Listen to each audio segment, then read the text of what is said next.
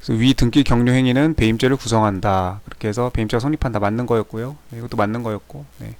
그다음에 3번 회사 직원이 뭐 이렇게 해가지고 염려가 있거나 위험이 있는 이상 거래대금 전액을 보아야 한다. 또 네. 이건 2000년도 판례네요. 다 전반적으로 판례들이 다 오래된 판례들을 많이 갖고 오네요. 네, 최신 판례 참 많은데, 네, 아무튼 예상대금 거래액 전액이다. 네, 이렇게 해가지고, 네, 단지 위태범이므로 피고인이 이렇게 해서 여기서부터가 지금 그대로 여기 나온 거죠. 회사 직원이 피고인을 회사 직원으로 바꿔가지고 회사 직원인 갑이 업무상 임무에 위배하여 이때부터 똑같죠, 이제. 네.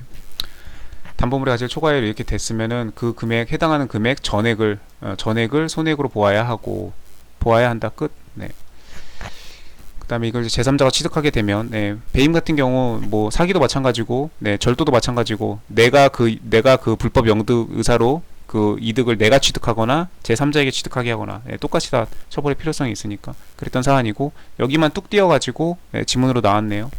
그래서 다 이렇게 지금 다 봤었던 판례들 같은데 이렇게 다 가물가물하죠. 네, 판례들이 뭐 워낙 많으니까 뭐 민사법, 형사법 다 공부하시는 분들은 뭐 보는 판례들이 어마무시하죠. 네, 책에도 다 담길 수가 없어가지고 네, 그 정도니까 책에 있는 판례를 하더라도 판결 요지만 간단하게 다 갖고 오는 거지 지면의 한계상 사실관계나 어떤 그런 판례에 설치된 것들도 요지만 딱딱딱 갖고 오는 거지 요약해서 예, 그 이제 책을 만드는 편집하는 그 편저자들이 갖고 오는 거지 대법원 판례 전문을 다 실을 수가 없어요. 그러면 거의 뭐 민법, 상법, 뭐 형법 이런 책들 거의 뭐 5,000페이지, 10,000페이지 돼야 됩니다. 그렇기 때문에 다 갖고 올 수가 없어서 이렇게 전문을 다 찾아봐야 되고 다 기억하기가 좀 어렵죠. 네. 그래서 진위를 알았거나 알 수 있었다 이게 포인트였고요. 네. 그 다음에 이런 거는 이제 민법을 공부한 사람들은 굉장히 쉽죠. 근데 민법을 공부하지 않고 형법, 형사법만 공부하신 분들은 네, 이 진위를 알았거나 알 수 있었다. 이게 무슨 의미인지를 모르니까 이게 민법 107조를 말하는 건지를 모르니까 그런 게 있죠. 그래서 법은 많이 공부하고 폭넓게 알수록 당연히 유리합니다. 네. 형법을 공부하는데 뭐 민법 지식이 전혀 안 쓰이는 게 아니죠. 지금만 해도 이렇게 바로 나타나죠. 그 다음에 중도금 받았던 거 이런 것도 이제 민법에서는 진짜 뭐 지긋지긋하게 하는 논점이죠. 계약, 매매, 예, 이런 것들은 민법에서 저기 하는 거기 때문에 중도금 딱 이런 것만 봐도 너무너무 친숙하죠. 이런 단어들이. 네. 그래서 민법을 공부하시면 아무래도 이런 형사법 공부할 때도 많이 도움이 되겠다라는 생각이 네. 뭐 처음 든 건 아니고 네. 그렇습니다. 일단 비트코인 사안 이건 판례는 안 가져왔어요. 이거 최신 판례 당연히 다 책에 다 있을 거고 네, 수험생이라면 당연히 알고 들어가야 되는 판례죠. 그 다음에 9번 강간과 추행 성범죄고 네, 내년에 성범죄 꼭 나올 겁니다. 2차 시험들 네, 나올 판례들 지금 많이 쌓여 있어요. 지금 성범죄 설명으로 올지 그 다음에 성범죄는 전자증거와도 관련이 있죠. 네, 그래서 증거하고 엮어서 내기도 참 좋습니다. 네, 변호사 시험 같은 경우는 형법과 형사법을 합쳐서 내니까 네, 성범죄와 전자정보 매체에 의한 증거 핸드폰에 사진 들어있고 여자 다리 사진 들어있고 뭐 저기 사진 들어있고 가슴 사진 들어있고 이런 것들 다 저기죠. 전자증거와 연결해가지고 예, 형사법은 뭐 내일 논점들이 무궁무진하죠. 옳지 않은 거 찾는 거였고 모두 몇 개니 그래서 제가 한 개라고 그랬죠. 기억이 틀렸고 네, 이건 확실히 틀렸고 나머지는 확실히 다 맞고 리을은 이거 모르겠다 뭐야 이거 이렇게 했었죠. 그렇게 해서 네, 근데 그 모르지만 맞는 것 같다 해서 이거 하나만 틀렸으니까 이건 확실히 틀렸고 그래서 이거 하나만 골라서 저는 한 개를 했고 정답이 1번입니다. 근데 이제 이거는 개수를 따지는 거기 때문에 정답은 맞췄어도 기억이 아니고 예를 들면 다른 걸 수도 있죠. 근데 기억은 확실히 맞아요. 일단 9번의 답은 정답은 1번 한 개였고 예, 틀린 거는 기억이고 2000년도 판례 예, 강간죄 실행의 착수 시기 판결요지 2번입니다. 강간죄는 이렇게 하는 것이고 예, 실제로 이렇게 되거나 실제로 그렇게 되어야만 착수가 있다고 볼 것은 아니다. 여기 지금 실제로 예, 이렇게 되어야만 인정된다라고 했죠. 틀렸죠. 이거 명백히 틀렸어요. 네, 틀렸고 그 전원합의체 그 2023년도 9월 20일 상대방이 한 거를 반드시 곤란하게 할 것을 요구하지 않는다. 그 판례랑 이거랑은 상관없습니다. 네, 그러니까 뭐 이거 뭐 옛날 판례고 이거 지금 변경 전 판례 아니냐 그런 거 아닙니다. 그런 것까지 다 검토해서 하는 거고. 네, 이거는 그거랑은 그 논점이랑은 상관없는 논점이고 예, 실제로 이렇게 되어야만 착수 볼 것은 아니고 위험이 발생하면 그때 이미 착수가 있다고 볼 것이다. 폭행 또는 협박을 개시한 때에. 그래서 이 폭행 협박을 개시했으면 바로 착수가 있는 거고 그 폭행 협박으로 인해서 결과가 어떤 결과 피해자가 이렇게 한 거가 불가능하게 되거나 이렇게 되어야만 그런 결과가 있어야만 착수가 있다고 볼 것은 아니라는 거죠. 그러니까 이거는 전원합의체 이거랑은 상관없는 거예요. 1번이 확실히 틀렸고 정답도 1번이기 때문에 나머지는 다 맞습니다. 그럼 이제 니은 디귿은 너무 뻔한 판례고 너무 다 당연히 수험생들이 알고 있어야 되는 판례였고 일반적 판례였고 이 리을은 이 음란한 행위를 특정한 사람을 상대로 한다고 반드시 강제추행죄가 성립하는 것은 아니다. 반드시 이렇게 성립하는 것은 아니다라는 느낌이 전체적으로 봤을 때 이거는 그냥 맞는 지문인 것 같다라고 했는데 이제 정답이 한 개니까 이게 틀렸으니까 이건 맞는 지문인 것 같아요. 근데 이거를 공연 음란죄랑 그 다음에 강제추행죄 양쪽에 그 형법 제가 갖고 있는 강론책 두 권을 다 뒤져봤는데 그 파트 공연 음란죄 파트랑 강제추행 파트랑 네 이런 내용이 없습니다. 네, 판례 검색도 안 되고 그래서 이거 뭐 어디서 갖고 온 판례인지 모르겠어요. 어디 판례에서 갖고 왔겠죠? 그냥 교수님들이 그냥 생각하고 있는 이론을 떡하니 내진 않았을 거니까.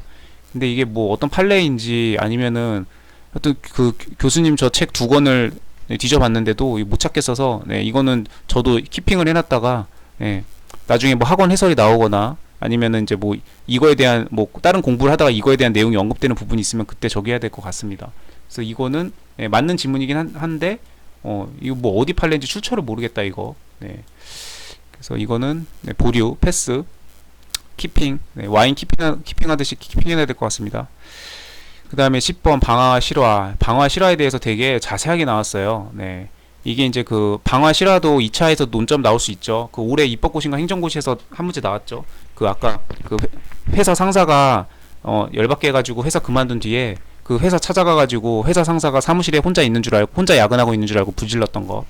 근데 상사가 아니고 다른 사람이었던 거. 그래서 이제 그거 어떻게 할 거냐 뭐 그랬던 사안으로 입법고시인가 행정고시에 올해 2차에 나왔습니다. 나왔고 이거 이제 방화 실화는 2차에서도 나올 수 있는 논점이긴 합니다. 뭐 주요 논점은 아니고 한 2, 3순위 2순위 3순위 여기 앞에 0순위 1순위가 있죠. 그리고 진짜 0순위 앞에 진짜 출제가 강력히 예상되는 거는 루트 0순위 판례 제가 만든 용어인데 아무튼 한 3순위 판례 정도 됩니다. 그렇게 중요한 건 아닌데 나오면 한 문제 정도 나올 수 있어서 대략적인 내용은 알고는 있어야죠. 네. 이렇게 해서 지금 방화 실화에 대해서 되게 보니까 되게 문제를 잘 만드셨어요. 네. 되게 이거 때문에 지금 강론책 두 권을 네, 아주 열심히 방화 실화 파트를 열심히 이번 기회에 꼼꼼하게 한번 쭉 보는 계기가 됐습니다. 그래서 이제 주관식 시험을 준비했던 저는 이렇게까지 막 객관식은 오히려 푸는 게 힘들어요. 예, 이런 세세한 내용까지 막 하는 게 아니라 판례에 이제 굵은 줄거리를 가지고 그런 문제 해결 능력을 이제 갖는 게 2차 시험이기 때문에 이 1차 객관식 준비하시는 분들에 비해서 이런 것들은 오히려 풀기가 어렵습니다.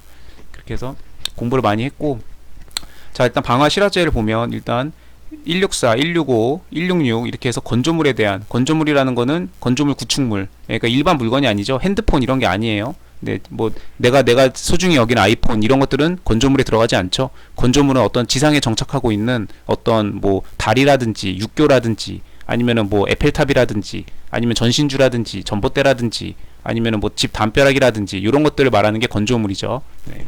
그렇게 해서 이제 그런 건조물들에 대해서 불을 지르면 당연히 무겁게 처벌이 되죠. 왜냐하면 소중한 재산을 낭비한 거니까 이게 어떤 소유권이 누구인지는 중요하지 않죠. 네, 이거는 나라의 재산을 파괴시킨 거기 때문에 그렇게 해서 이런 거에 대해서 무겁게 처벌을 합니다.